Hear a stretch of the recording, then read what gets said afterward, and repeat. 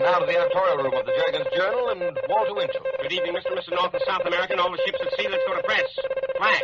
Denver, Colorado. This episode of the Shamley Silhouette was pre-recorded in January 2020. Stay safe, stay well, and enjoy the show. I left America j'ai quitté l'Amérique in November 1943 en novembre 1943 to go to England pour aller en Angleterre to do some war work. pour faire du travail pour la guerre.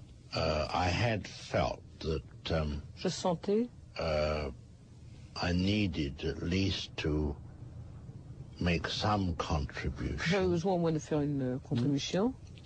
I think in this country, there wasn't any question of military service. I was Dans ce pays, both over age and overweight at that je ne pouvais pas time. faire mon service militaire. J'étais trop âgé, trop gros à ce moment-là. But nevertheless, I felt the urge to Mais je the sentais tout de même le need to besoin go. de partir. And my friend Bernstein, Et mon ami Sidney Bernstein, Bernstein, who was the head of the films qui était le chef section de la section des films of the British Ministry of Information. du ministère britannique de l'information. And he arranged for me to go over. Arrangé pour que j'y aille.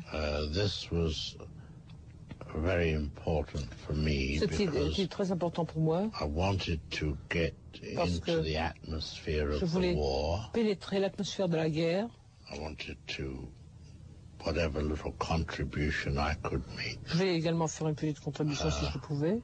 I had a feeling that J'avais l'impression que if I'd have stayed away, si je n'étais pas, it would have je n'étais worried pas allé, me in years after. ça m'aurait inquiété.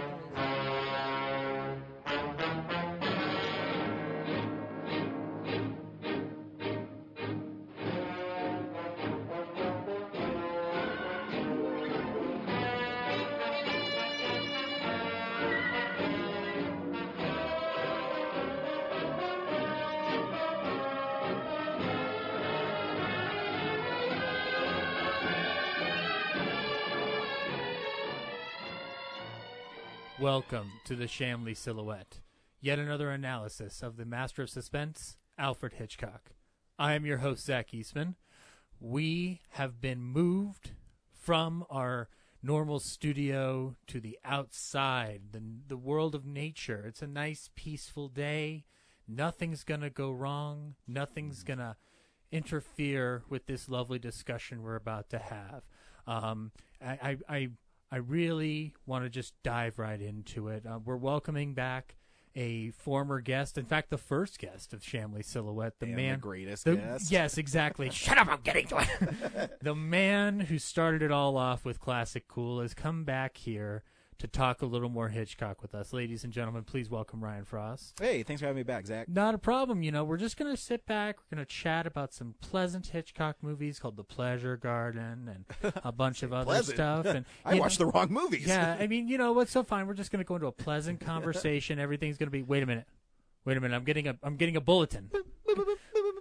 Oh my God, Ryan. Pearl Harbor's been attacked. Oh shit. Oh no, that means the Shamley Silhouette has gone to war. That's right. Dun, dun, dun, dun. And you can help the war bond situation. Let's hear for our boys in blue. Yeah. They're on the front lines. So you go in this grocery store and purchase your bonds. Save your bacon fat. Remember, the fat is needed to win the war. There's Private Johnson over there. Wave high. So no, we are actually going to be talking about Hitchcock's World War II era films.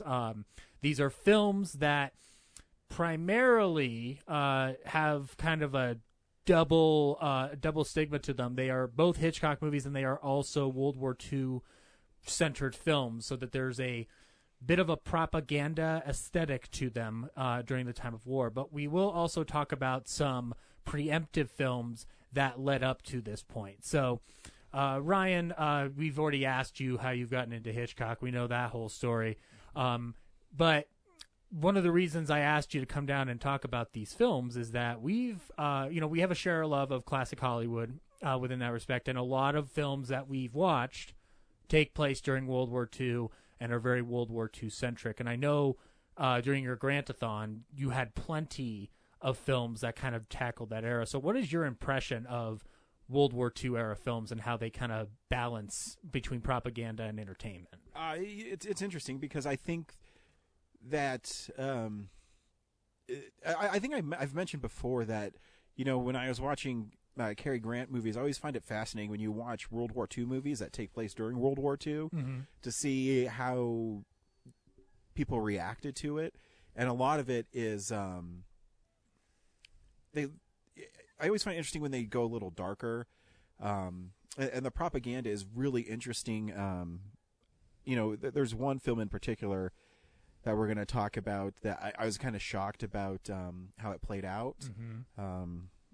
Because you know, I've only seen one of the films you asked me to watch this time around, and I rewatched it, and but this is a different film. But yeah, I mean, the propaganda I think is a fine line, and what I liked about the Hitchcock films, it wasn't very overt. It was a little subtle. Yeah. And what I liked about the films you had me watch is it's kind of a different kind of Hitchcock movie than I'm used to. But he always has little flourishes in it that is very, very Hitchcocky. Yeah, you know it's him. Yeah. Like, he's standing in a corner going like, look, the war, but me. I mean, and the messages are there. It's, you know, it's not the, a lot of these films at this time too are, you know, they're trying to rally you and make you feel good about what happened. And I think Hitchcock doesn't. I mean, we'll talk about a couple of the films that they have the Hollywood, you know, kind of happy ending, but it feels really tacked on sometimes. Yeah. Like, you know, that, hey, this is maybe not what they really wanted. How they really wanted to end the movie. And I got that a lot from these era films. No matter whom it is, you know, it could be a Gary Cooper film or whatever. You have they have a message, and at the end they go, oh wait, this has to end happy. Yeah. And so here comes the ship. Yeah, exactly. Like we're saved, or America will prevail. Exactly. And what I did like too about the Hitchcock films is the villains aren't really cartoony. You know, they're not broadly drawn stereotypes. Exactly. And you know, one of the films that we'll talk about, they have a moment where the characters have a moral dilemma, and they choose to be good people. Yeah. And there's several instances throughout the film that are pretty shocking that you would expect a Nazi to do. Yeah. But you're like, oh, maybe this is the one good Nazi. What have we learned, Ryan? There are no good Nazis. No, I mean, but there's some charismatic ones. I mean, yeah. Conrad Veidt in Casablanca. Yeah. I mean, well, charismatic or terrifying. I guess the line is blurred there. I think it's blurred, but I mean, I think it plays well. So yeah, I think it's really fascinating. The films you chose, and also because two of them don't actually take place during World War II, right? But they are World War II films. It's really fascinating, and we can dive into that. But there was a caveat I was going to make with this, or like I guess it's a disclaimer up front. You know, as you said, these films that we're going to discuss, Hitchcock's one of the few filmmakers that doesn't succumb to the overt stereotypes that are involved, and we've had discussions about especially how Japanese people are treated in films of this era. And if you watch the Foreign Correspondent Criterion Blu-ray, there's a featurette with Mark Harris, who wrote Five Came Back. He's now writing for Vanity Fair. Great entertainment writer, but he talked about how those stereotypes were both passed and rejected in various different forms. But the amazing thing is that Hitchcock doesn't really succumb to it, and if anything, he shifts to the most opposite end of it imaginable. And also at this time, Hitchcock's not just making World War II films; he's also making other films like Shadow of a Doubt, Spellbound, even Suspicion, and it actually goes even up to Notorious, which we've already discussed, and is kind of like a epilogue to this discussion. But the bottom line is that you have a lot of there's jingoistic attitude in these films, but Hitchcock being an international filmmaker with first being in Britain and then coming to America, his view is a little more broad and less focused centrally on the American front. But in one film we'll talk about, he has the British and the Americans working together. Yeah, and it's interesting when I'm watching this because it seems like he loves doing the man on the run kind of movies, and then it's really perfected in North by Northwest. And I thought he learned a lot of lessons in the films that we're going to talk about. Yeah. In making North by Northwest. It's funny that you mentioned North by Northwest because without the first film we discuss, we don't have a North by Northwest technically. On this show, we've been a little lax on talking about the early Hitchcock years, and actually a previous episode on The Lady Vanishes with Corinne talks about what we're about to talk about a little bit, like in a little bit more of an overt fashion. But during the Gamo British period that Hitchcock was making films over in England before he comes to America to work for a amphetamine addict, I will never drop that. He makes primarily spy pictures, international intrigue and espionage pictures that have a double meaning to them. They're both entertainment and escapist fare, but they are also coded messages for the situation going on in Europe at the time. They are done in such a way that does not directly address the issue of the Nazis' rise to power in 1933 and then their eventual dominance over Europe and the threatening of Britain itself. A bit of background on that info is that in England it's a little different, but in America specifically, we were primarily isolationist after World War I. And the Senate and Congress at the time was very, very hard on Hollywood if they were going to broach any subject relating to Nazi Germany and anything regarding the potential for war or rallying to war. So a lot of filmmakers and studio heads had to be careful and clever with how they addressed the issue of impending war without directly referencing things. Warner Brothers was the one to kind of break out of the mold completely in 1938 with Confessions of a Nazi Spy, which is an Edward G. Robinson film that I suggest people check out because it's the first one to really call it out for what it is without using allegory and metaphor.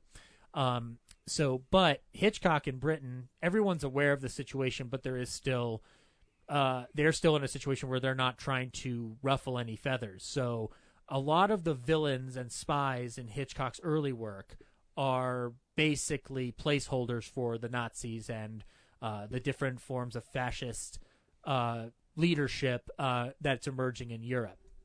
And the first film we're going to discuss is arguably one of the most classic Hitchcock films of all time.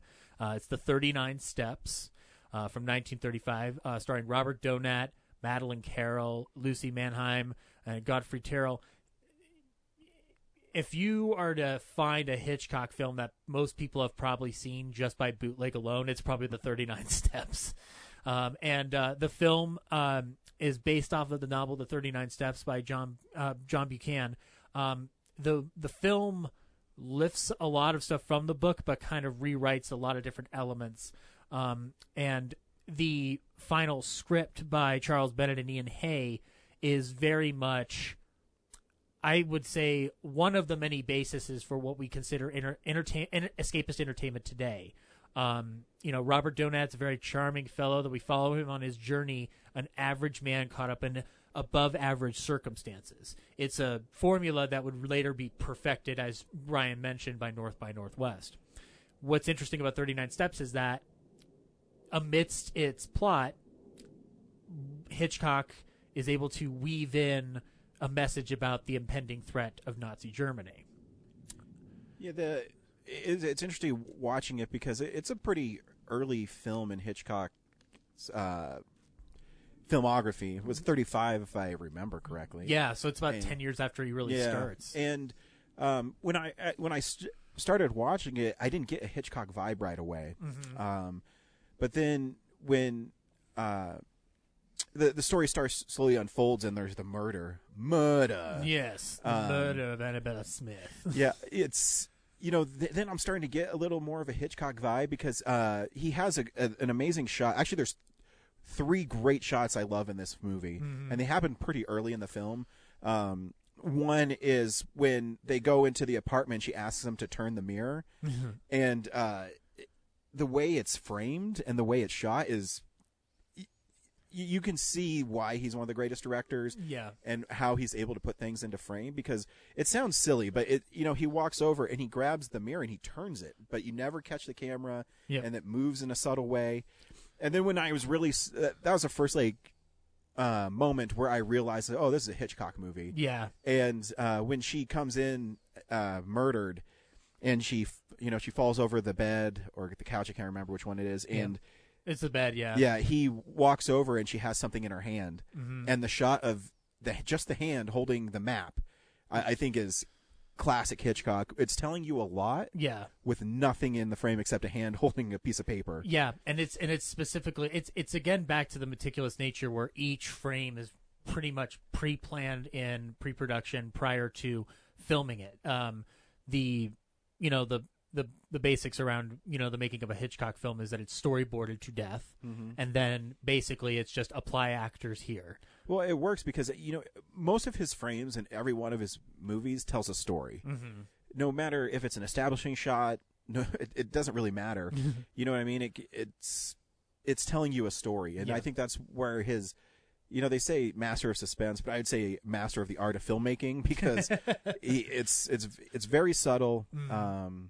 And, like I said, the 39 Steps, when I watched the first 10, 15 minutes, I said, oh, this is early Hitchcock, and I don't get a lot of Hitchcock in it, but it slowly evolves into a Hitchcock film. Yeah. And those moments when he's, talking to her in the apartment, and even just him making her dinner and little things like that most people, I don't know, when they watch films don't pay attention to. I really pay attention to in his films. Yeah. Because how he frames things, how he sets up the shots, where he places the camera. Yeah. I think is how he utilizes food. Utilizes food. It's a tribute to him as an artist because you can see the care that goes into each shot. Yeah. Where I've seen mostly his later stuff, so I'm used to that. Being just the norm, whether it's in Suspicion and he's doing the spin around, or in Psycho. I still think his greatest shot is the dude falling down the stairs in Psycho. I think Marty Balsam falling down those stairs backwards. Yeah, that rig is amazing. Yeah, so it's little things like that I'm used to, but then you realize that he's had 40 years to build up to that. And practice makes perfect. and you can see him looking at the map and him remembering. This is, the 39 Steps, and you need to go to Scotland and things like that is very interesting. Robert Donat's just like, what? No, I do not. It's actually funny because, breaking down the plots of these films will be rough because there's a lot packed in, but we'll go briefing. But, the introduction of Pamela in the film is very much a precursor to what we get with North by Northwest and Eva Marie Saint. Two people who kind of like a mismatched pairing. This one actually falls in line a little bit more with what he would do 3 years later with The Lady Vanishes, where the leading man and the leading woman clash and butt heads at first, and then they slowly come together. And the scene with Donat and Madeline Carroll in the hotel room is specifically condensed in The Lady Vanishes to an interaction prior to getting on that train. Yeah. But the impact is there of just the screwball comedy British style that builds up and makes us love those two. Yeah, the 39 Steps isn't funny. It's a really serious film, and that's why it's when you see North by Northwest first, you see the groundwork for that film. Yeah. If they wanted to make a comedy action spy thriller, which North by Northwest is, and then you see this one, and this is just a spy thriller. Yeah, and I mean it's well made. It's a really great film. And we should note there are moments of humor, but it's not consistent throughout. No, it's because they're not asking that of the lead actor. No, his job is to facilitate you to get you to point A to point B. Yeah, and going along the way, meeting the lady in Scotland and the subtle hints of the husband thinks he's having an affair. And, yeah. He says, "Okay, give me money, and I won't tell the cops where you're at." And then he tells the cops where he's at. It's, and I'll tell you, like, I mean, the allegories that we get within that and what lead to North by Northwest. One of the most obvious ones from a visual scale is the autogyro sequence. When that thing's flying through the air and chasing him. Yeah. What do we get back in 1959? We get a crop dusting plane trying to, hunt down a handsome fella. Yeah. I mean, that's what that's what I mean. In this film, you can see the Hitchcock in it if you've seen his other stuff. Yeah. And it's really cool seeing him grow as a filmmaker.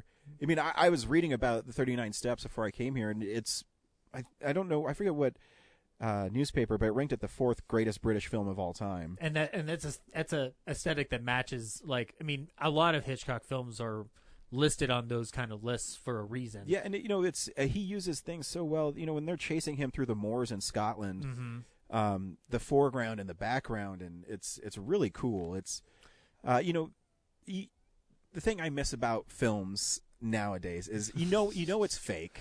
When you're watching the Hitchcock and he's running through the moors, but there's something really cool about it. Yeah. There's character that I think sometimes when people are lazy and they use CGI for it, that's missed a lot. Yeah. And that's what I miss. I had this conversation with my wife and my dad. My dad doesn't understand how I can watch these movies. and because my dad looks at it and he says, it's really stilted dialogue. It's really static. Yeah.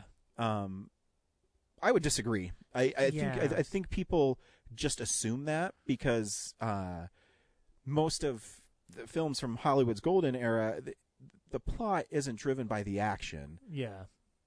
The action is driven by the plot. Yeah. So if it's in 39 Steps and he's just in Scotland talking to this lady and he's not a bad dude. He's like, I'm on the run and people think I murdered this lady. I didn't murder her. And you set up the action that way, and it's not boring. But people see it and they just see black and white and they see people talking and there is more dialogue in these type of films, but that's where they get really great. Yeah, and there's a misconception that the stiltedness misconception is one I think is mainly attributed. If you're going to attribute it to anything, it would mainly be comedies, but not all comedies. Yeah. Like it's just, and also, the stigma comes primarily because as film progresses into the 60s, 70s, and 80s, things become much more kinetic. But the thing to always remember with Golden Age Hollywood films is that you're watching a medium literally learning. Yeah. Film by film. And that's why I think the great films from that era really stand out. Yeah. It's something like The Wizard of Oz where you watch it nowadays and it's such a great film and you see the template that is laid for everything. Yeah. Even in the 39 Steps, the Man on the Run is the stuff at the Fourth Bridge. Yeah. That's an action sequence. Yeah. That's a pure action sequence. And I think if people actually would just watch, and Zach, because we both love this era of filmmaking. Yeah. That if people just gave it a chance, I think people would really enjoy it. Yeah, it's mainly why when I sell Casablanca to people, it's not, hey, watch this great romantic movie. I tell them, hey, watch Humphrey Bogart shoot some Nazis. Yeah. And that seems to pique their interest more than telling them it's the greatest romantic movie ever made, which it is. But take that Gone with the Wind. Yeah. But yeah, it is tough to sell it on stuff. I can think it's easier sometimes. It's like, I mean, not to bring up your arch nemesis Orson Welles, it's easier sometimes to sell that because his shots are so obviously visual. Oh, yeah. But if you were to, and Hitchcock's much easier because I think it's he's really so ingrained. accessible because his films, the reason I think Hitchcock is accessible at this time or any time in his career, because even when he's making a comedy, for lack of a better word, there's still a lot of intrigue to it. Yeah. And he gets the best people to work with him. And it's whether it's Jimmy Stewart, and because Rear Window, there's not much to it. What do you mean? It's about how I don't want to marry a woman. It's not a big film. It's very condensed. It all takes place inside that room. Yeah, it never, from a point of view perspective, never leaves his apartment. Exactly, and so to tell a story like that and tell it great is a tribute to him and the people he works with behind the scenes of writing films that will keep you interested. And I think if people would, that's why your podcast is a good thing, is, get going on this Hitchcock, because I think he's really accessible. Yeah. If you're going to do Golden Age Hollywood, his 30 stuff now, I mean, I've seen a couple of them now, is really good. Yeah. And then he gets really great in the 40s, and then he just continues through the 50s and 60s. Yeah. And then, and now granted, the 60s is where things fall off, but there is that. Even his later work that's not particularly wonderful, and even a lot of his earlier silent stuff, The Lodger withstanding, there's stuff to it. Mm-hmm. And the big part of it is that Hitchcock understands how to entertain an audience while maintaining his craft. And how many directors were successful in silent era and then made it to sound? Not as many. Maybe Chaplin and Hitchcock? Well, King Vidor, and you've got, Todd Browning technically did, but Todd Browning also fell off hard, partially due to the subject he chose for his last film. Because, I love the movie Freaks. That's a hard movie to sell in the 30s. And it's a hard movie to sell today. You could not make Freaks anymore at all whatsoever, for good reason. Yeah. But, a lot of directors just by necessity had to. Like John Ford started in silent films. Oh, yeah, John Ford's great. And there's a consistency of people moving through those. And I think a lot of the people that came into directing on starting under sound films, like people like Houston and stuff, they learned from prior experience, but they also are combining other elements from things that they've learned. Mm-hmm. So this craft is ever evolving and ever changing. Chaplin made the best of it because he kind of refused to go to sound up until the very last minute with The Great Dictator.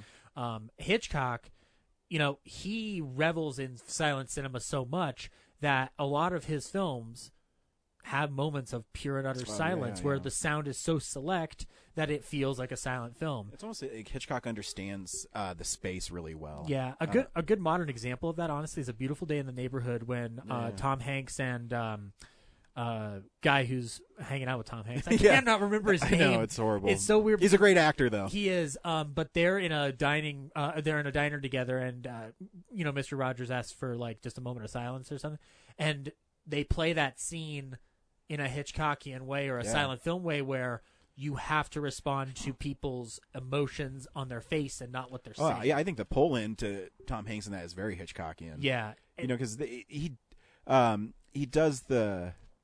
Hitchcock is really good at the pulling in and focusing on stuff that, maybe you should, maybe you shouldn't.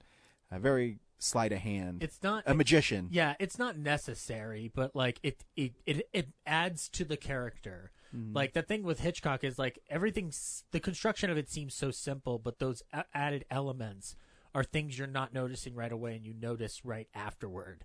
The meticulous details, as I discussed from the Rear Window episode, but also just, the use of the MacGuffin, the use of the bomb under the table, the use of music or no sound or, a crafted dialogue that matches thematic elements that he is attracted to, whether it's mother issues, spies, or cool blondes. Those are elements that there's a familiarity to him, but he's always found a way to change it up each time. Yeah. And, the 39 Steps in particular is a great summary of Hitchcock's British career. If you look at all the films that he makes before this and after this in the British period, specifically when talkies enter, a lot of them feel exactly like this. The Man Who Knew Too Much is a little darker than 39 Steps. He seems to get a little lighter as he's going on. Then he delves back into dark with Jamaica Inn, but that's not as effective. But then he goes back up with Rebecca, and that's where the American craft starts to take hold. And with the 39 Steps, as Robert Donat and Madeline Carroll go through the plot, by the time we get to the very end, the MacGuffin is revealed, or I guess it's not going to certainly matter to us, but it's a MacGuffin that I feel is the most prescient, because the MacGuffin is the fact that international spies are stealing secrets from British aircraft resources. So Mr. Memory is the person thereafter because he knows what the 39 steps are and he decodes the message for them.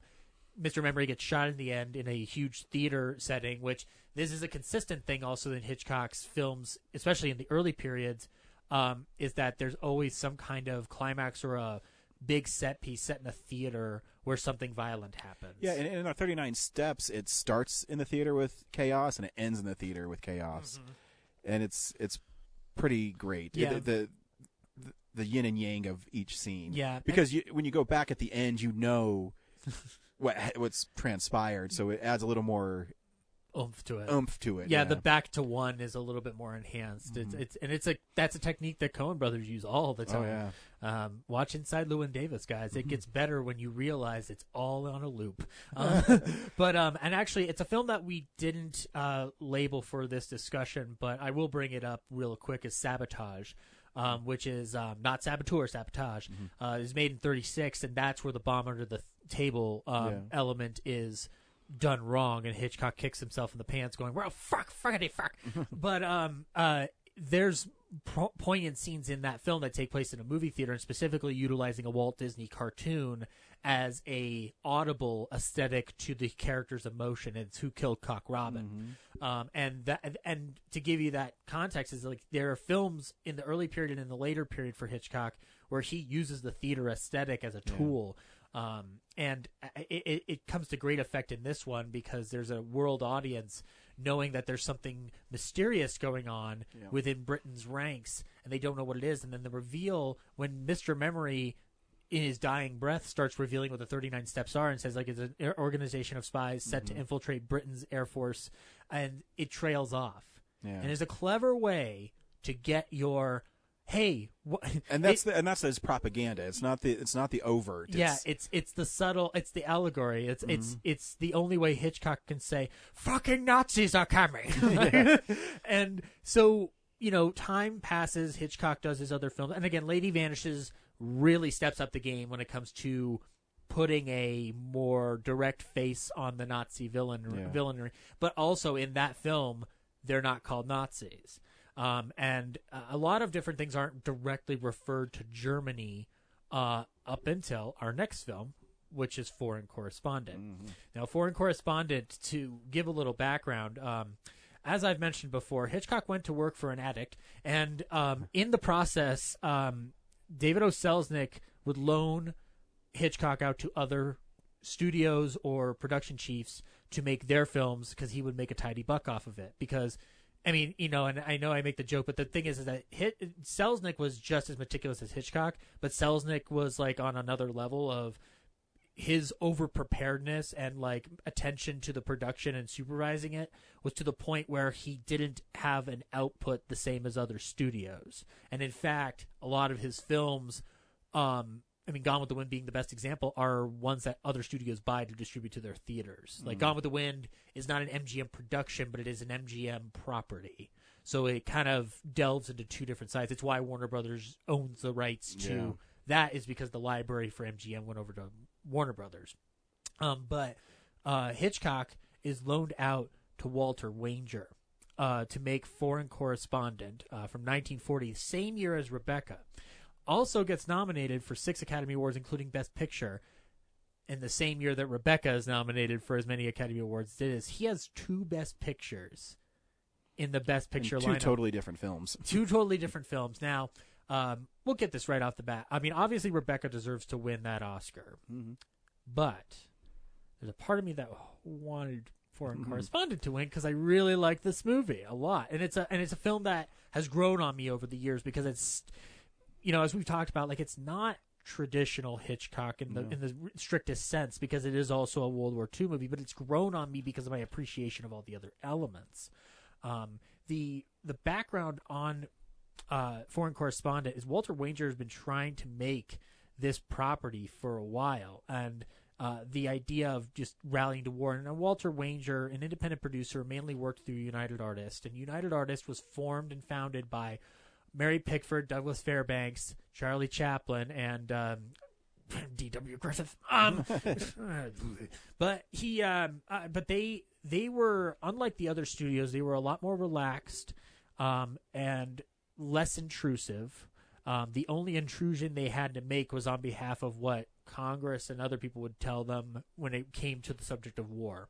Obviously, Chaplin would break the hell out of that with The Great Dictator, because if there's anything that's on the nose, it's The Great Dictator. But beautiful. Everybody loved making fun of Hitler. Oh God, first. dude, we still love doing it. I'll do it every day. Yeah, have to. Go see Jojo Rabbit, guys. It's better than people are giving credit for. But yeah, Walter Wanger bought the rights to a memoir called Personal History. It's by a journalist named Vincent Sheehan, and he went through several adaptations. Nothing's fitting correctly. Hitchcock comes into the picture and is able to craft what is normally the Hitchcock spy movie into a propaganda film. Now, the caveat with Foreign Correspondent is that of all the films, it technically might be the most uneven in its approach, and its ending is a little tacked on. But it's also the one purely propaganda film that's able to kind of blend the difference between subtlety and direct approach. Basically, like, it comes out in 1940. A year later, Pearl Harbor is attacked and America is no longer isolationist, like literally overnight. In this film, Foreign Correspondent, by the time you get to the end, Germany is directly referenced. So, but from the beginning of the film, all we know is that war is impending in Europe, and everything's kind of weaved around a little bit. Not always to the greatest effect, but you can see it. It's there. Foreign Correspondent, as I said, directed by you-know-who. Walter Wanger, producer. Written by Charles Bennett and Joan Harrison. Joan Harrison, frequent collaborator with Hitchcock, secretary, then turned producer. Yeah. And Charles Bennett, who's a regular writer with Hitchcock at the time. And then you have James Hilton and Robert Benchley coming on for dialogue. And Robert Benchley, in particular, is a guy that he was part of the Algonquin Round Table, one of the most prolific writers of his era. Dies in the mid-40s, and one of his last film appearances is Road to Utopia, where he narrates the movie. And in Foreign Correspondent, Benchley plays Stebbins, the older foreign correspondent who gives Joel McCrea his swagger. But it's interesting that, a lot of different writers come together to kind of craft a story that tackles two different elements. A really young Joel McCrea. Oh yeah, I mean, Joel McCrea, sexy. We'll get to. We're going to go a little bit into the plot of Foreign Correspondent, because since it being the most overt, it warrants a bit of a discussion. So the film starts outside of newspaper offices, and the chief editor is, dissatisfied with the foreign correspondents that are providing him no... That's the name of the movie. Oh, they said the title of the movie. I love the Superman 4 Quest per Piece gag. The Family Guy, like, that's why they call it that. Yeah. But the chief editor is just like, I'm tired of people not giving me a direct answer about war. So, he's trying to rattle off, like, who can we send that's a little bit more of a direct reporter who will get some facts. They said, like, well, we have our crime beat reporter, Johnny Jones. Love if it. you could think of a more American cipher name than Johnny Jones. That's awesome. Like, Mark Harris in the featurette kind of just like, you might as well just call him, like, Mr. America, or, like, just, like, something like... anything. It is a cipher character, but he doesn't play it that way. That's the thing. Like, he plays it as a character. Yeah. It's just that name sucks, which is why they do change it to is it better? Huntley. I like Huntley Haverstock is a fine name. I'll name my kid Huntley. But yeah, he's a crime beat reporter who is under threat of being thrown out because he beat up a cop. So, like, before we get into it, Ryan, as an officer of the law, would you let Joel McCrea beat you up? Never. Especially with his name, Johnny Johns. Wink. Beat me up, Joel, beat me up. But no, so he gets sent overseas to interview Van Meer, played by Albert Basserman, who's the lead presence in this summit for peace and figuring out if we're going to war. And in the process, gets caught up in a spy caper where secrets are being stolen, things are being done that lead to war. specifically under the auspices of one evil Herbert Marshall. Who sounds evil. Well, in real life, though, one of the biggest ralliers for war bond support and entertaining troops during World War II. One of the, we've talked a little bit about how Carol Lombard was one of those first to jump in. Herbert Marshall, if you listen to a lot of radio programs of the war era, which are kind of hard because their quality is scratchy, he's on a lot of them, pushing the bond rally like it's crazy, and it is a very important part of that effort. So the nature of Foreign Correspondent is very much, I want to tell this spy story, but also war. Yeah. The fascinating part is it's basically telling everyone the coming of the World War Nazi style before it really blew up in everybody's face. Yeah. Germany has already invaded Poland by now and started their march through Europe. Yeah. But it's a way of kind of waking up America and Britain like, hey, this is happening. Dude. Yeah. Look. Yeah. I'm a filmmaker and I can see it. And it's a fascinating film. It's a movie I bought blind. Yeah. We used to have a store here called Tradesmart, and they're going out of business. Oh, good old Tradesmart. And so their movies they weren't the really cheap ones at the time because there's no way this movie would have lasted. Yeah. But it was the Digipack Criterion Foreign Correspondent where it folds out, and it's really nice. And so, I got that and The Man Who Knew Too Much because they were both there. I'm like, I'll get Hitchcock movies. Who cares? And the Criterions. Yeah. And as one that I watched, I said, this movie's pretty good. It's, yeah. I think Rebecca's better, but it's as a spy thriller, one that doesn't start out as one, and then slowly evolves into a man way out of his element and a young guy and trying to break a story, I guess. Yeah. And get everybody to listen to the story he's trying to break. It's a pretty great story. And Lorraine Day is Lorraine Day playing Carol Fisher. She's in Mr. Lucky starring Cary Grant. Ooh. Oh my God! So Mr. Lucky is the one that I still need to watch. Yeah, because it's the one that you told me is a nice little dark comedy there during World War II. Yeah, that, and when Cary Grant's mean, I love it. But yeah, so it's she's really great in it. She's there's a reason why at this time that the actresses were in more demand than the actors, because Hitchcock was great at making you like them, but there was that femme fatale to them, and that tinge of it, it's been referred to as like icy blonde or cool cool character and whatnot. Like, and it's it's. I don't call it frigidity, but there is an element of just like they hold their own. Yeah. Now whether or not that follows through in their arc or their agency is another question. Film by film, it's a case by case basis. Yeah.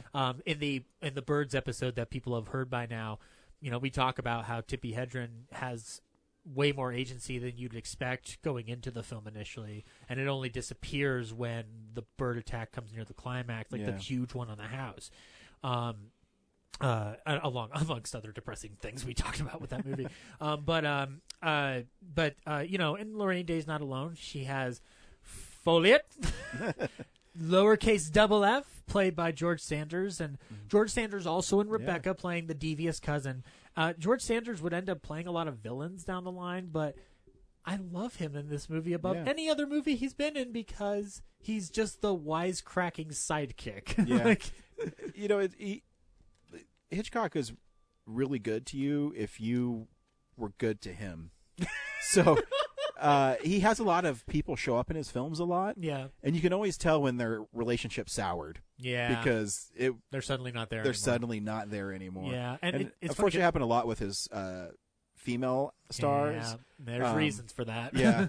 But someone like Stewart or Grant that pop up continuously. Yeah. If you found a way to work with him. Yeah. You'd be rewarded with his best films. Yeah. The only reason Grant really stops is because Grant stops films altogether. Oh yeah, he just stopped making movies. Yeah, exactly. And Stewart's interesting because Stewart kept working, but also Stewart's son's death during Vietnam, like, definitely pushed him in a different direction. And also, at the end of the day, like, a lot of the films that Hitchcock was making probably weren't catered specifically to something of Stewart's. Yeah. Like, he always he did find the right roles for the right people. Yeah. Like he never. It's kind of like Tarantino. Like Tarantino will talk about an actor that he loves, but he doesn't necessarily cast them because they may not be right for the role. Yeah. Listen to him talk about Chris Pine. I want Chris Pine in a Tarantino movie more than anything. I just hope the story fits. But yeah, so you have Folliette who's helping them out, and the thing about Foreign Correspondent above anything else is Hitchcock is known for kind of upping the ante on visual effects. Now, some of these have been criticized over the years, whether it's the use of rear projection and different elements of how he gets certain like camera movements. It's funny, at the beginning of Foreign Correspondent, we start at the top of the Globe offices and we dive through to the window, and then it fades, and that moment is more smoothed out, if you will, in Psycho when Psycho opens. So these are elements that he's always been testing and always been trying to perfect. And Psycho's the closest it gets, but the bottom line is when they made Psycho, there wasn't enough money to do the elaborate shot that he wanted. And also, practically, it didn't work. Like, it was like a practical issue, too. But the visual effects in Foreign Correspondent are among the best visual effects you're going to find in a film of the era. And I mean, the bottom line is that if you watch that film, there's a sequence in a windmill where Joel McCrea has found where the people who assassinated Van Meer have gone to, or so they think, or so he thinks that Van Meer's been assassinated. He hasn't, and he goes to this spoilers. The movie's only 80 years old. They've seen the movie. If they're listening to this podcast, they know what's up.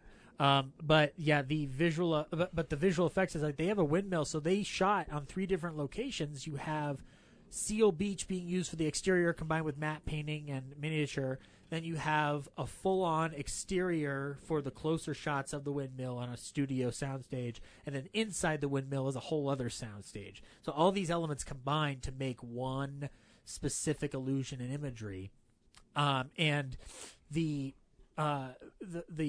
creme de la creme of those visual effects is the final airplane sequence at the end. It's like it's the one thing that requires the most technical acumen, and among the things that you learn as you go into it is, that plane nosedives, and what Hitchcock did is have pilots diving a plane down toward the water and then pulling up at the last minute to get that visual effect, and then those cameras, that footage was used for rear projection.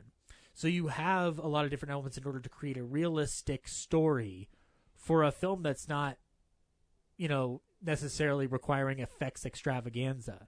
Like when we think of effects films today, I mean, Avengers comes to mind, or anything Marvel related, or Michael Bay related and whatnot. But like, the visual effects are called upon based on the story.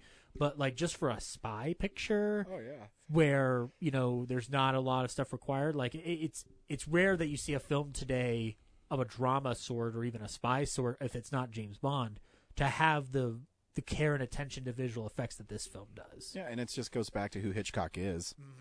I don't think he's ever gonna. What if I crashed a plane? I don't. What if I did it, Alma? What if I did it? Because he's so concerned about how things look that he is an innovator as far as the technical side is not surprising. Yeah, and it's a situation where he's able to create a reality that's impactful for that audience just by kind of throwing them into the escapist fare. And this is a balance film between escapist fare and propaganda.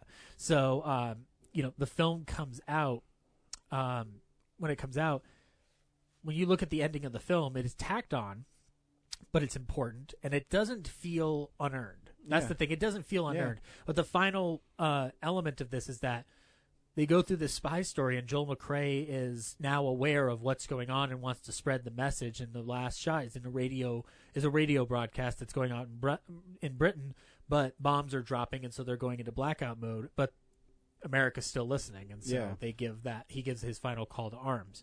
The end, Walter Ranger production. But film comes out, doesn't win Best Picture, obviously, because Rebecca does. How many times has a director or of the same film been nominated for Best Picture in the same year? Ooh. I'd have to look that up. I'm not sure. Because that's pretty rare. You know what's funny? It feels like Clint Eastwood would have done that, but then I look at the record and then I'm like, nope, didn't happen, bub. Well, no, I mean, usually don't make 2 movies a year. Yeah, well, I mean, it's fun. Well, I mean, it's funny because like Eastwood technically would have had a chance in 2006 with Flags of Our Fathers and Letters from Iwo Jima, but the problem is that I like Flags of Our Fathers, but it's not as good as Letters from Iwo Jima. Yeah. So, yeah, you have you know, the film is nominated for 6 Academy Awards, and it doesn't win for Best Effects and Special Effects by Paul Eager and Thomas T. Moulton for sound.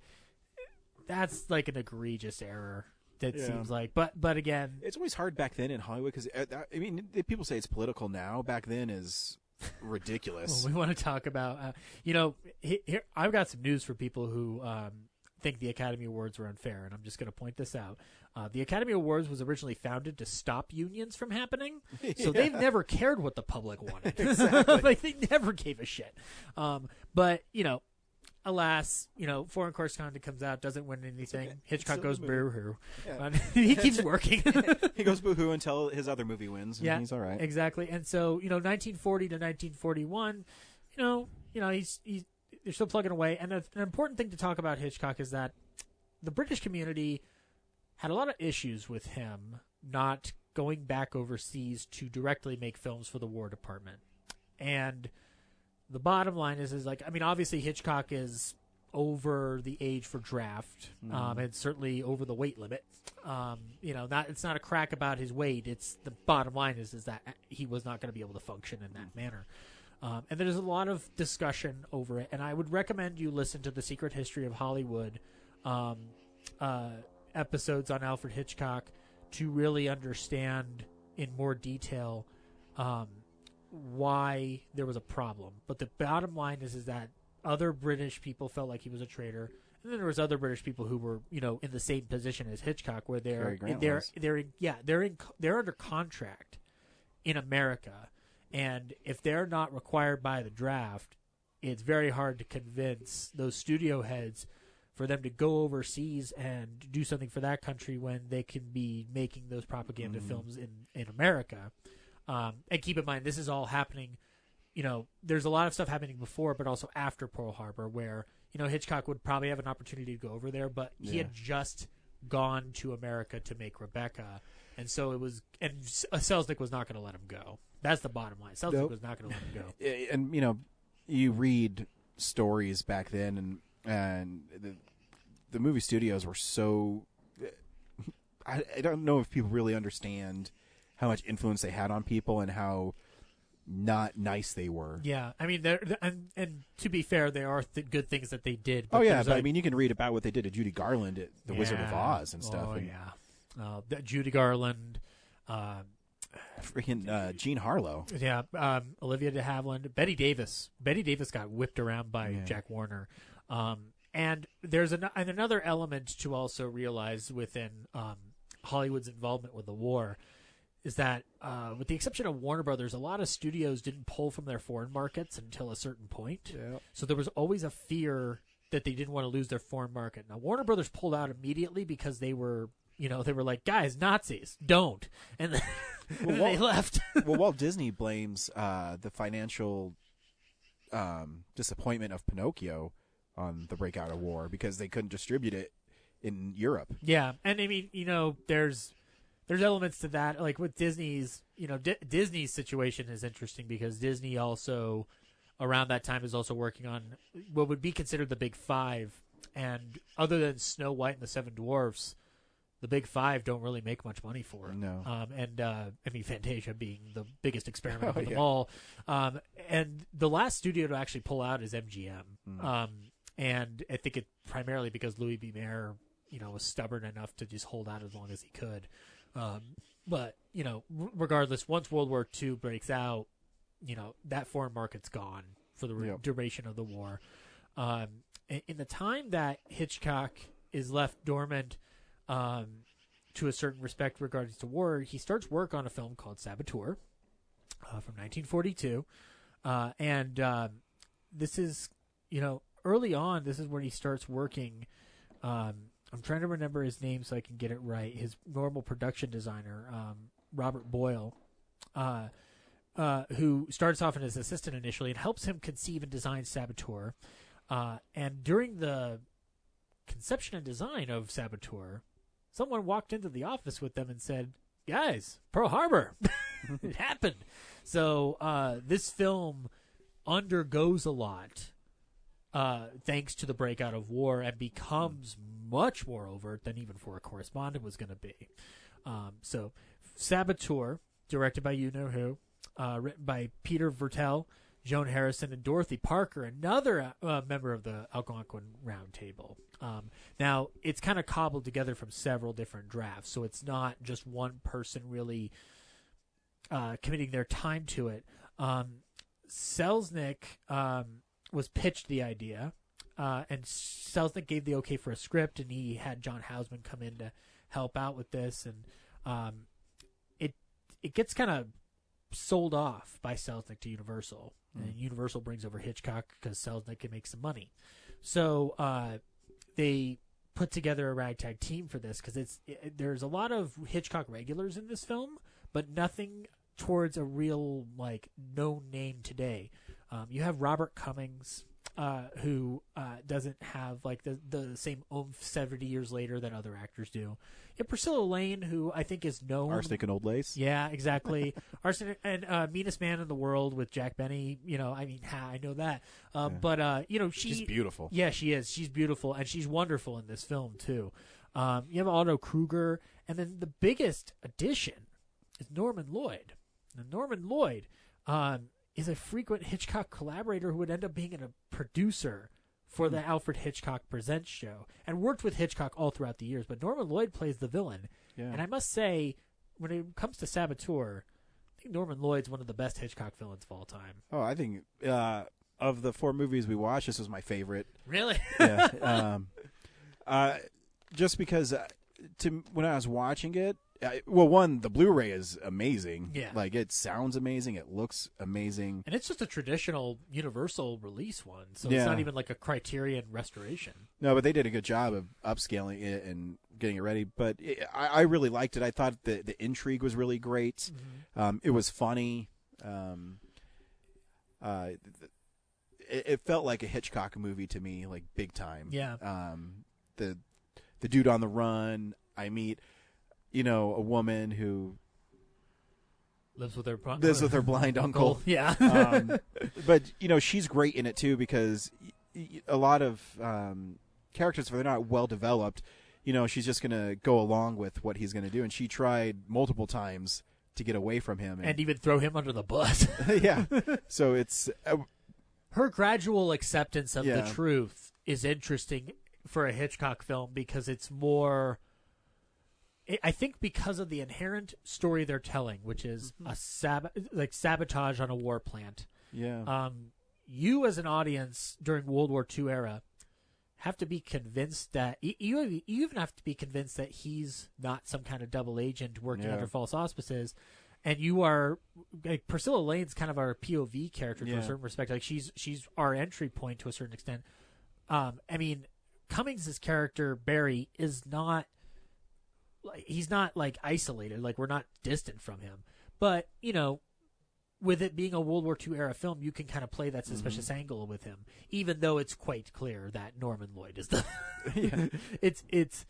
Frank Fry is the villain, because I know he's the villain, because I see him give some looks there. Yeah. But they also do something they established in the 39 Steps is it gives you the fade, where he's thinking about something and he picks it up and then he remembers. Yeah.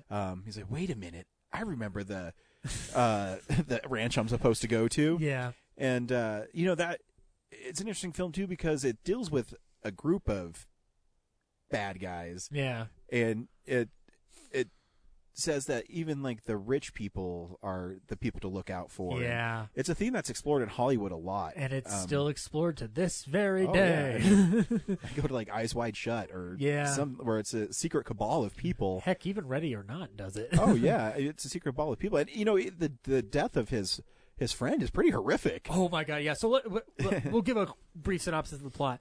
The movie is about Barry Kane is falsely accused for setting ablaze a war plant in what would be, to my mind, one of the most holy shit what fire can do scenes in movie history, because his friend goes up quick. I know they show it as going, man, that's pretty brutal. And it's a great visual effect too. It's kind of on par with like stuff that Howard Hawks did with Thing from Another World, where you've got that guy in the bodysuit burning. And Frank Fry's character, or the Frank Fry character played by Norman Lloyd, he's the one who did it, but he basically frames Barry, and Barry's on the run. And the idea of a war plant being sabotaged is a legitimate fear post Pearl Harbor. Yeah. Like, regardless of the likelihood of another attack directly on America, it's very reasonable that something might happen. Sure. Regardless of how practical it actually was. And they build from that. They're going to sabotage the dam. And because of how much power it can produce. And it's funny because like Nazi spies in particular are, I think a more realistic threat than any other people we thought were a threat. Yeah. That's a reference to something. Look it up. And so with the idea of even this upper class elite society being the backers of financiers of these spy rings for Nazi thugs, one, not uncommon from today, but two, the idea is that it's kind of breaking into the idea that anybody could be a potential threat. Now, that's cause for paranoia, but that's the goal of what these films are trying to do. If you want the most overt examples, look up Private Snafu cartoons, produced by the Warner Brothers animation department, written by Dr. Seuss, and starring Mel Blanc. And if all those names sound ridiculous, it's because it is kind of ridiculous that they're all together in one room. Or ridiculously awesome. Yeah, exactly. I mean, and now, granted, they are very much of their time, so please keep that in mind when you watch them. But they are the most overt uses to teach the soldiers how to not spread rumors and how to not slip up position. Like on radio broadcasts at the time, you could not mention the exact location of most bases because it was a military secret. You don't want that stuff being broadcast regardless of long wave or short wave. So something like Saboteur is reasonably realistic. And so that's what makes its impact at that time reasonable. Today, it's kind of an interesting examination of the home front during World War II, because many World War II films of this era go overseas or somewhere. They start in America and then they end up in another country. This is one of the few that I can find where it's like more of a direct home front situation. And the home front is a angle of World War II that is discussed, but not as much as the battles or the lead-ups or anything like that. Most times when we get to anything directly in America, we're talking Pearl Harbor or even Midway, where stuff's kind of like intersecting between the two. So Saboteur is very unique in that respect. And Hitchcock, I think, in this film, the patriotism and the propaganda is much more. It's the most overt it's ever going to get. Oh yeah, but it's justified. It's supremely justified for the story. Yeah, because it's a dude who works in an airplane factory, and that they need the airplanes for the war, and he's got to uncover the secret cabal of rich people that pay the Nazis to sabotage America. Yeah. No, I think it's a great film. I had a lot of fun watching it, and there's suspense, intrigue. It's funny. It's full of vigor. It's even got bring back to Todd Browning for a second. It's got a caravan. It's got the sideshow performers there, and unlike Freaks, these guys are treated with way more respect somehow. Oh yeah. No, I think it's kind of just not even. It's not even a thing. It's not even remotely an issue. It's a unique aesthetic where they are treated. Freaks treats the sideshow performers like humans, but this one's even more austere with it, and it's primarily because it's not the point of the movie. No. And then you also have, as we've discussed in the past episodes, the homosexual allusions that kind of come through it, and Hitchcock, oddly progressive for his era to tap into that angle in a way that most don't. Now, granted, it is outdated, but it's interesting to note that it's there. I think so too. And it mainly comes from the henchman who's in the car with Robert Cummings, who's talking about when he was a boy, had long curls, and now the neighbors admired him. I'm like, okay, right on, I dig it. And funny enough, though, the original climax was meant to be at a movie theater. Really? And the original movie that they were going to show during this climax was Abbott and Costello's film Ride 'em Cowboy. Yes. I don't know if you've gotten to that in your watch yet. Yeah, I think that's my next one, actually. So watch it and then just find out, would this have worked? I've seen Ride 'em Cowboy like once, but that's like when you get into Abbott and Costello, you go through all the ones you can find, and most of them are on VHS or like scattered DVDs. Yeah. That's why this collection is amazing. And I'm jealous of you for having it. So Saboteur premieres on a budget of $780,000. It makes $1.25 million U.S. rentals, so it's a hit. It's a hit. It's a solid hit. I mean, reception. This is a quote that I thought was interesting. Did very well at the box office, even with its B-list cast. Wow. And it's Universal, and Universal is a studio that has financial problems all the time back in this era. Up until the MCA merger, they are always trying to keep the studio afloat. And actually, it's argued that the Monsters saved the studio more than once, but also Abbott and Costello saved that studio, and amongst other stars that they just latched onto. For them to make a good profit on this, and it's also a studio that didn't have its own chain of theaters, so they're renting other theater chains. So $1.25 million on this movie is actually a solid return. Yeah. Like, it's a tidy profit for them. Bosley Crowther, my least favorite human being from film review of the era, he called it a swift, high-tension film which throws itself forward so rapidly that it permits slight opportunity for looking back, and it hurdles the holes and bumps which plague it with a speed that forcefully tries to cover them up. A little snarky, but okay, I'll allow it. Like, he likes it. I totally dig it. Time Magazine, I wanted to point out, they brought something interesting. It's like 1 hour and 45 minutes of almost Simon Pure melodrama from the hands of the master. In the film, artful touches serve another purpose, which is only incidental to Saboteur's melodramatic intent. They warn Americans, as Hollywood has so far failed to do so, that fifth columnists can be outwardly clean and patriotic citizens just like themselves. Funny that Time mentions that, because if they were actually to pay attention to some films that studios were making in Hollywood, you'd realize that they were actually trying to address this issue and were fighting forces that were larger than them. Yeah. So it's a very interesting, and journalism is not always going to hear every story until years later sometimes when it comes to Hollywood, but it's a situation where now we know. And actually, critic Rob Nixon for Turner Classic Movies said that this is very similar to North by Northwest in certain regards, in certain respects. Yeah. I'd certainly say that the climax with Frank Fry falling off the Statue of Liberty is almost a direct callback to something like North by Northwest off of the Mount Rushmore. The only difference is that Cary Grant doesn't pull Frank Fry up into a train bed. Now, see, we were talking about being progressive. It would have been progressive. Be like, Norman, Cary going to grab you, and you two are going to lie in bed together. I know it'll mean the end of my career, but I don't fucking care anymore. But we're doing it. We're fucking doing it. So, little time goes by. Hitchcock makes other films. Amongst the other loanouts he gets to is for 20th Century Fox. Darryl F. Zanuck. And it should be pointed out that 20th Century Fox was once a studio that still is. Was called 20th Century Fox, based off of a merger between Fox Movietone and 20th Century Pictures. Disney should just call it 20th Century Mouse just to piss everybody off. Oh, fuck you! you, everybody. No, so 20th Century Fox technically still is a studio.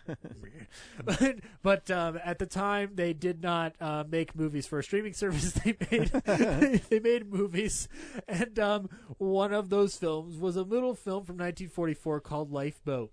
It's based off of a story by John Steinbeck. Who's Steinbeck again? John Steinbeck wrote Of Vice and Oh, Men, okay, right. The Grapes of Wrath. Oh, okay. So one of the greatest American novelists ever. East of Eden. You know, I'm burying the lead a little bit. I mean, he's very well known in literary circles. John Steinbeck wrote the treatment for this film based off of a story that he had wrote.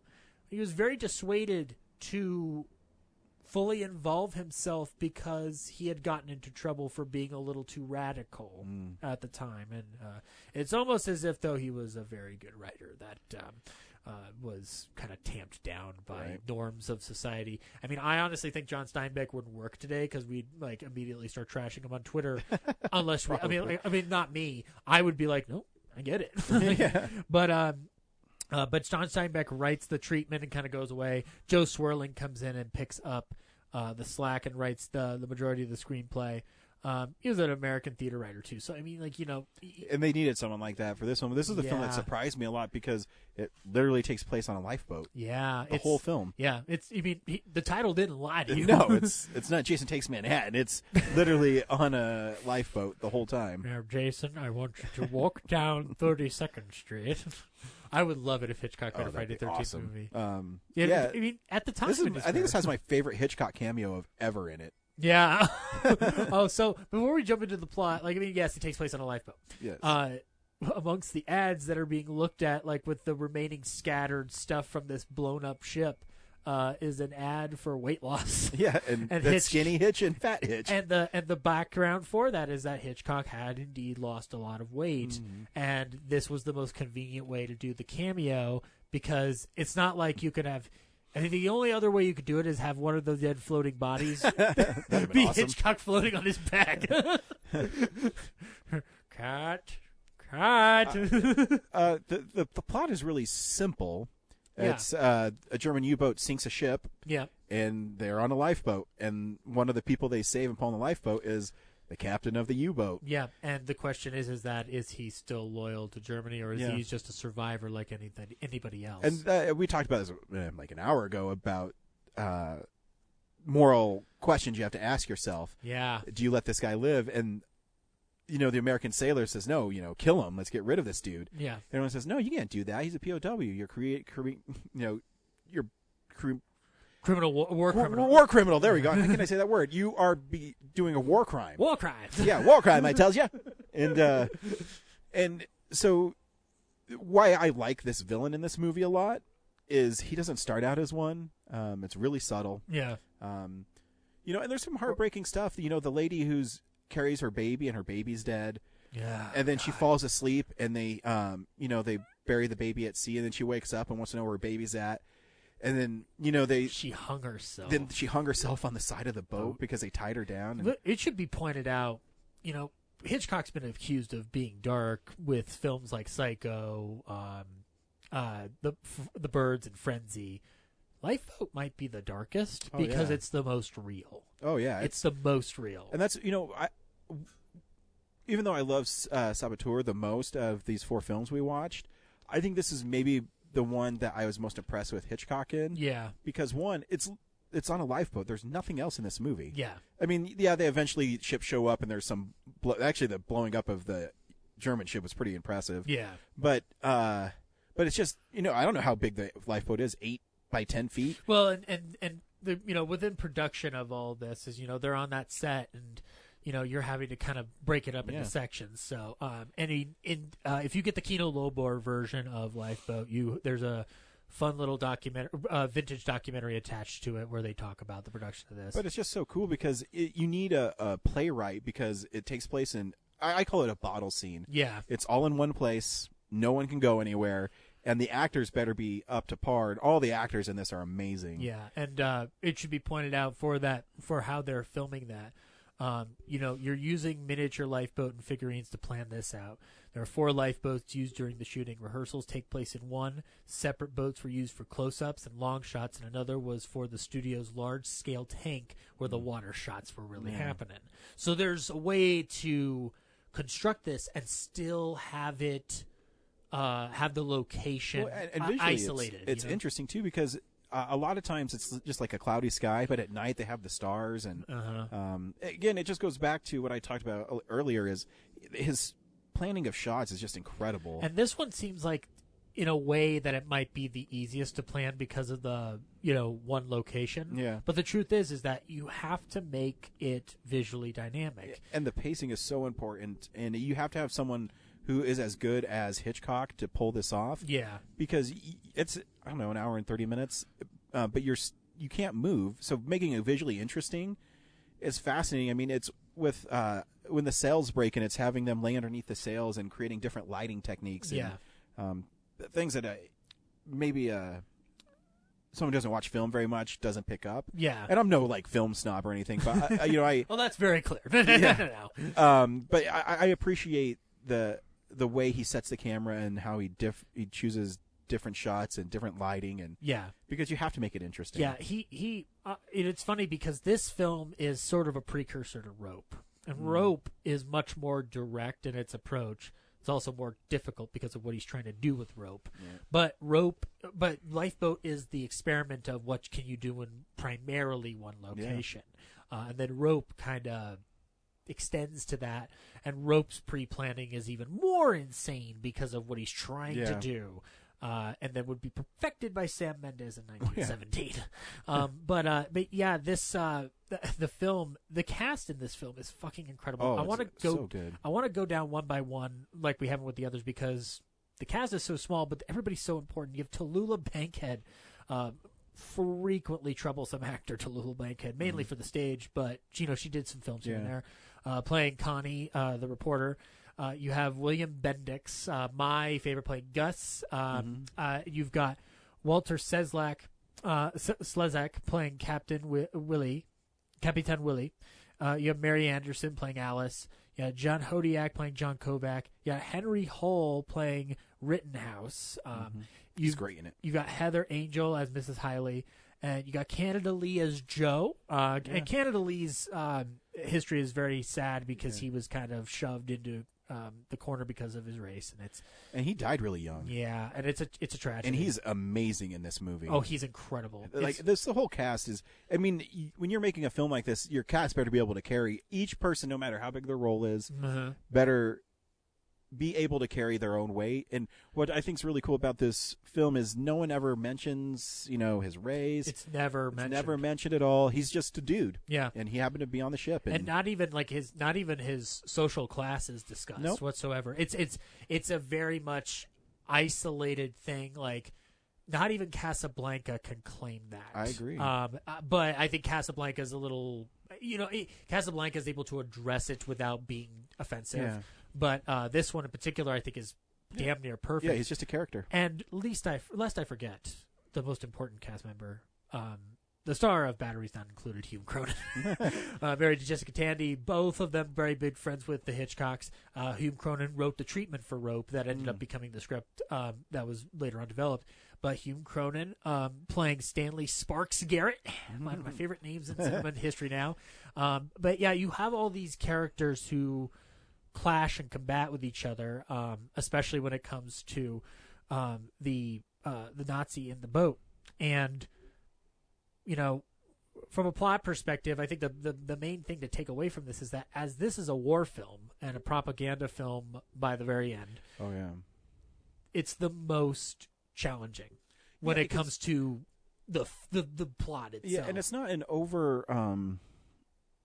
overacting by the German or the Nazi in it, because it's interesting because it plays it that maybe because of his situation he can be a different guy, and then there's all these little clues, they're going the wrong way. Well, how will they know? Because they're being led by the Nazi who knows what he's doing. Then they find out they're going east. They're not going towards Bermuda because he's been hiding a compass. Yeah, he's hiding a compass, and when he kills the one guy. Oh, Gus? Yeah, he says, "Come here, Gus," and he just pushes him over the fucking boat. You're like, holy shit. Yeah, I mean, this is a film that I really encourage people to seek out, whether it's digital video or the Blu-ray from Kino Lorber. I think it's only like $15. I looked it up because I think I'm going to buy it. And it's worth whatever money you're putting into it. It is a fantastic film. The character Gus gets his leg amputated because he's got an infection spreading, and the character is played by William Bendix, who, as an actor, it's fascinating because he gets his start primarily through these war films, and he played Babe Ruth in the Babe Ruth story back in the day. He ended up having a much more prominent radio career playing Riley Nelson in The Life of Riley, which was a radio sitcom, most well known for having an Undertaker sidekick called Digger Odell. Yes. Yeah. If any of radio show I'd recommend to you, you might like that because it's about a blue collar guy who works at a war plant, and then that kind of moves away from that after the war ends. But Bendix's character, he's driven mad by the lack of water, and he keeps trying to get water out of the boat, out from outside the boat, because he needs something, even if it's salt water. And they keep telling him, no, it's going to make it worse if you drink salt water because it's going to dehydrate you further. And he just doesn't care. And his character realizes that Willie the Nazi is concealing water as well. Yeah. It's diabolical. The way they play that Willie character is fascinating. He's not an over-the-top villain. No, he's very subtle. He's very subtle, and he's not a good person. Yeah. And that's why the dilemma of them going back is, they should have killed him. Yeah. And they didn't because they wanted to be better people. And that's where I think the propaganda comes in. Yeah. It's like, no matter what you do, don't trust a Nazi, because he even comes back again at the end of the film where they pull the kid out of the water. Yeah, and then that kid's about to blow them, and blow them away, and then it becomes that rallying point at the end. Yeah, because they end up not killing that kid either. Yeah, no, yeah. Because what's the last line of the movie? He says that he asks if you're going to kill me. Yeah, or it's not the very last. It's like the second to last line in the film. You're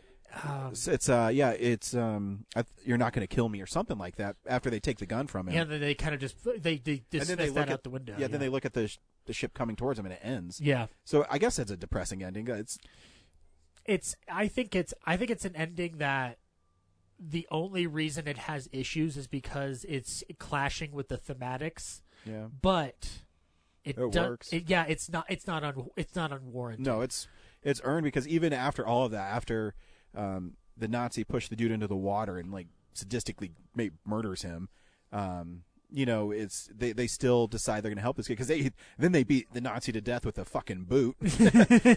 Well, I guess they beat him so he falls off the side of the boat. Yeah, they're crashing at his fingers and arms and shit. Yeah, but they all gang up and beat him up. Even the women get in and beat him up. So it's a very interesting and well made film, and that's what I want to say. Man, how are they going to do Hitchcock shots in this? But he does a couple where he has actors in the foreground, and in the background he has just lights on their eyes and stuff, and POV too. There's a lot of POV that can come through. The shoe. yeah, the shoe especially. So the film comes out, and it comes out in 1944, which we're nearing the end, and sympathies, because it should be pointed out that Lifeboat is not like a sympathetic Nazi portrayal. No. But what it is doing is talking about the morality of being above the villain. And eventually, I think what makes it really interesting too is you eventually realize that you're going to have to live with these people. Yeah. And how do you live with them? Yeah, exactly. And it's frankly, it's a question that Jojo Rabbit asks, which I find very fascinating, and one of the reasons why Jojo Rabbit's more challenging than I think people are giving it credit for. Much like Lifeboat, it's falling into certain situations, and when the critics see this, they are mostly positive on the outset, but then critics start backtracking themselves and start questioning the patriotism of it all, and there's a commentary that caused Steinbeck to disassociate from the film because it's pushing into radical territory, and the Hitchcock responded to the criticism, and I wanted to read this because I think it's interesting.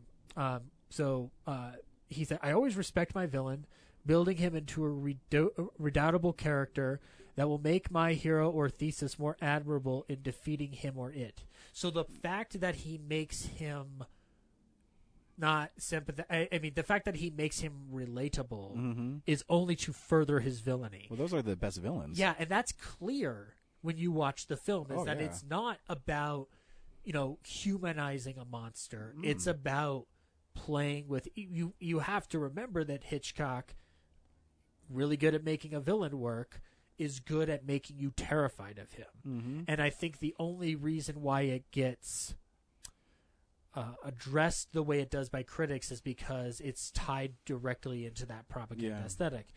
It's certainly not to humanize Nazis. What it is talking about how someone could be fooled. It's similar to how Saboteur works, where there's enough doubt put in that it pushes it. But Saboteur works on a much more likable ground, and the villains are a little bit more mustache twiddling, than something like Lifeboat, where it's very sophisticated, and it plays on it the way Inglourious Bastards does with Hans Landa.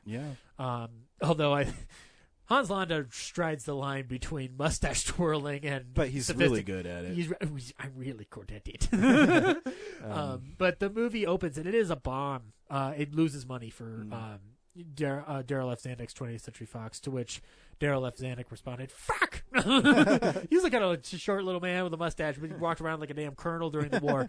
If you want to see, it's not hilarious, but if you want to see some amusing pictures of Darryl F. Zanuck during the war, he would always wear his goddamn colonel's outfit throughout the studio, and it's like a boy playing soldier. It's really weird. Jack Warner did the same thing, and I'm just like, but the movie is nominated for Best Director at the Academy Awards, Best Story by John Steinbeck, and Best Cinematography Glenn McWilliams, which I think Glenn McWilliams is more than deserved to win that. Oh, absolutely. It's also won the National Board Review of the top 10 films of the year. So even with the criticism, it is put into a posterity of the time. So it's very similar to how some films are received today. We kind of go through those issues within that.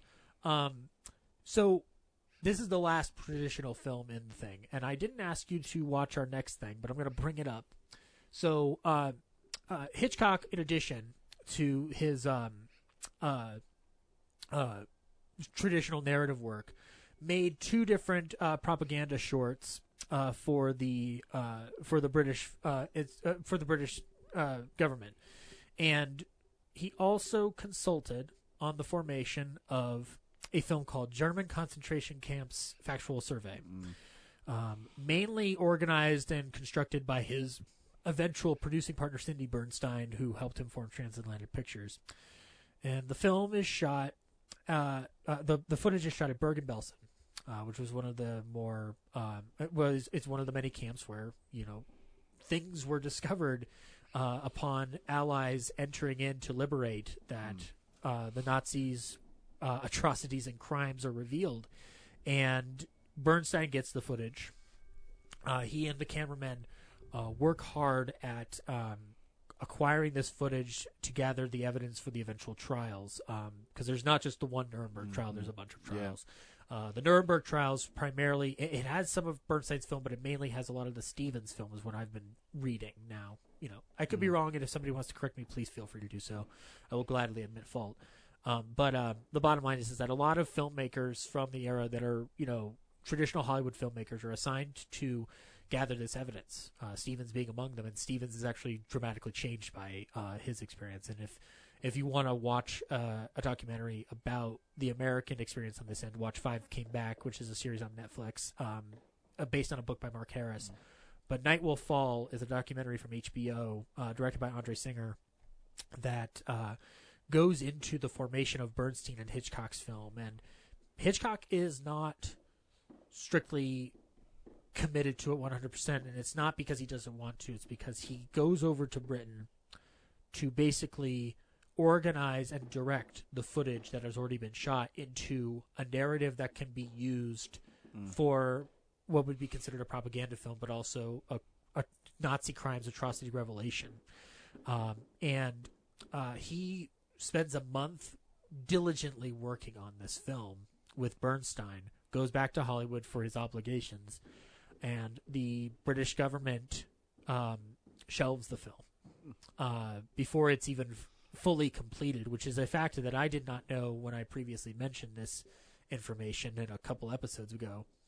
And the bottom line is that not everything was strictly finished, but all of Hitchcock and Bernstein's notes are there. The film was reconstructed and done to Hitchcock and Bernstein's detailed specifics by the Imperial War Museum, which, amongst the other work they've done, is help organize Peter Jackson's film They Shall Not Grow Old. But the footage that you see in that film in Night Will Fall, where it shows German concentration camp survey alongside the documentary of telling how it was made, and you watch the footage and you understand that for Hitchcock to get involved with something like this, he clearly had a stake in doing his patriotic duty. And I recommend Night Will Fall if you are not in a mood to. You've got to be in the right mindset to watch it, because the footage you watch is very disturbing. But it talks a little bit about, to my mind, is the power of film to affect change within society, whether it's through these propaganda films, these pre-coded warnings prior to war, or the tragic and the we must not repeat aftermath of war, or at least what we find has been going on that we're not aware of until the last minute. Not to bring it to a down note, but the bottom line is that Hitchcock is a person who, still did his duty even while still being in Hollywood under, a Celtics contract and stuff. And he still managed to get across the message of why this war was important, but also the lessons we can't forget about it. And what's funny is that when German concentration camps factual survey does come out years later, Hitchcock's still sending a message. Yep. Even years later, even if other people have to reconstruct it. Yep. And we've seen a lot of reconstruction projects happen through the last couple of years, whether it's, Orson Welles' Other Side of the Wind, or even There Shall Not Grow Old, which is constructing this footage and creating a narrative out of it. I didn't see the 3D version, but that sounds interesting. To be able to talk about the lessons from the past that we can't forget. What was mainly constructed to be evidence for a trial and evidence to the public, which is ultimately shelved because of Britain's immediate decision to not further tamper down the relationship with Germany, because Germany needs to be rebuilt, and it ultimately comes down to making sure that stuff doesn't fall into Soviet hands. And if you watch Night Will Fall, you also see the footage that Soviet cameramen shot for their own archive purposes, because they liberated a lot more camps. Yeah. And so, when it's all said and done, evidence was gathered through the power of film to show these atrocities and why they must not be repeated. What's interesting is that's something that Hitchcock had involvement with, completed or not, or even the narrative films that he shot, still affect us today, because it's a shame that we're having to talk about issues that we've already fucking talked about. End rant there. So we've talked about, Hitchcock's World War II career. World War II ends. Hurrah! Yay! But don't worry, they'll be back for World War III. Yay! No. So Hitchcock ultimately, does his duty. Granted, not overseas, but he does his duty. And when it's all said and done, we get a Hitchcock filmography, a mini filmography that is a mostly perfect blend of two different mindsets of filmmaking. Yeah. And, you said Saboteur was your favorite. I've got to go with Lifeboat. Yeah. For mine. And now, granted, I know that might sound me being a little hoity-toity, but I think it's. Yeah. I think it's the. Yeah. See, nah. I think Lifeboat is the most powerful film. Yeah. I just like Saboteur because I thought it was the most Hitchcockian and is the most fun. Yeah, it is the most fun. Yeah. But I will tell you that if there was one I was going to rewatch out of all of them, like Lifeboat, being my favorite, Saboteur being a really good one, Foreign Correspondent's a lot of fun. Oh, it is, and it's got a lot of Hitchcock in it that you don't expect. And the visual effects still hold up today. It's funny, a lot of Hitchcock's visual effects still hold up today. Watch The Birds on a 4K TV. It still works. Watch Foreign Correspondent on a 4K TV. Yes, it's black and white. Yes, it's models. It still works. Yeah, it's still awesome. And 39 Steps, of course. Let's not forget where it all begins. Oh, looks great. With this pre-coded. The only bummer is the Lifeboat Blu-ray is kind of not a good transfer. Yeah, and I don't.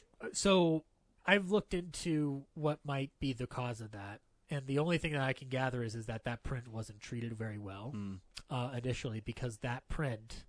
I love the cover on it, though. Yeah, the cover's great. The print, though, when you watch the film, it starts off, it's seen some wear and tear, and it gets better as the movie goes on. There's just a couple inserts where it looks pretty bad. Yeah. Scratches and things like that. But Yeah. I don't hold it that much against a film that's 80 years old, You go into a time machine like, fix this shit! Yeah. Hey, take better care of your films, assholes. You just throw dirt. Poof. Ryan, be gone. Yeah. So that wraps up another Shamley Silhouette. Ryan, thank you for coming back down to talk about... let me see those movies. Yeah, no, it's fun. Dude, and, anytime you want to rewatch those ones, let me know. Because, those are films that I... when we started the series, I was like, man, this will be interesting to go back into them. And now they're the ones I want to watch back the most. Nice. But for more information on the Shamley Silhouette, you can find us at realnerdspodcast.com. Hey, that's my podcast. Hey, your podcast. You should promote it right now. Yeah. Go to realnerdspodcast.com. You can find news and actually, we don't do news on the podcast. We do blogs and reviews and things like that on top of our daily podcast or weekly podcast. Daily? Where have I been? Yeah, our weekly podcast movie reviews. I'm only on one day of the daily podcast because I'm exclusive. Yes, you can check out realnerdspodcast.com where you can find Real Nerds Podcast and different articles that are written. You can actually, at this point now, Ryan finished up his Cary Grant-a-thon and wrote a very comprehensive ranking of Cary Grant's films, but also... he goes into detail with them, guys. So you guys need to read this article. You need to learn from Ryan on Cary Grant. What I can teach you about Jack Benny, he can teach you with Cary Grant. That's right. I'm going to name my next dog Archie. Dude, do it. I'm totally naming him. So awesome. Archie Leach is going to be my next dog. Dude, if you get another It's going to be a long time, but it's going to be Archie Leach. Is he going to be a while? Well, that's right. You've got the two other dogs. I got my other dogs are pretty young. Yeah. So hopefully they'll be with me a while. Well, I hope so. It was sad when Reggie passed. Yeah, I know. Sad. See, it'll be a dog like that. Cool. Be Archie Leach. Yeah. Get another one and name it Aster. Totally. But as far as the Shamley Silhouette is concerned, you can find us on Instagram too, at the Shamley Silhouette, where I post little random pictures of Hitchcock occurrences, mostly funny and humorous. The next one will be one of him and Dick Cavett, because I like Dick Cavett. I love when Dick Cavett shows up on Criterion's. Oh God. It's so much fun, right? Yep. It's weird because you learn about Dick Cavett initially. The way I did was through The Simpsons when Homer's talking with him and Dick Cavett mentions having dinner with Groucho, and Homer goes, "You're going to be having dinner with Groucho tonight if you don't shut up."